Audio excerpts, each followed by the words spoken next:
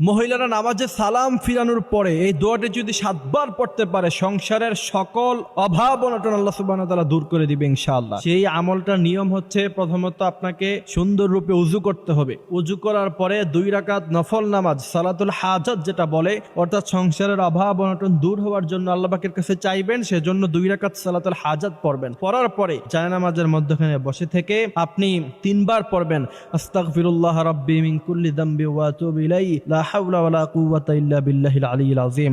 এই আস্তাগফিরুল্লাহ পড়ার পরে 10 বার পড়বেন সাল্লাল্লাহু আলাইহি ওয়াসাল্লাম। তার কারণ হচ্ছে নবী বলছেন মান সাল্লা আলাইয়া ওয়াহিদাতান সাল্লাল্লাহু আলাইহি আশারা, কোন ব্যক্তি যদি আমার উপরে একবার দুরূদ পড়ে আল্লাহ পাক তার উপরে 10 বার রহমত নাজিল করে। আর রাসূল বলছেন আস্তাগফিরুল্লাহ পড়লে গুনাহ মাফ হয়। সেই গুনাহ মাফ হওয়া অবস্থায় আপনি 11 বার পড়বেন ইয়া কাদিয়াল হাজাত, অর্থাৎ এইটা হচ্ছে হাজত পূরণ হওয়ার, অর্থাৎ জরুরত পূরণ হওয়ার দোয়া। আপনি 11 বার পড়বেন ইয়া কাদিয়াল হাজাত।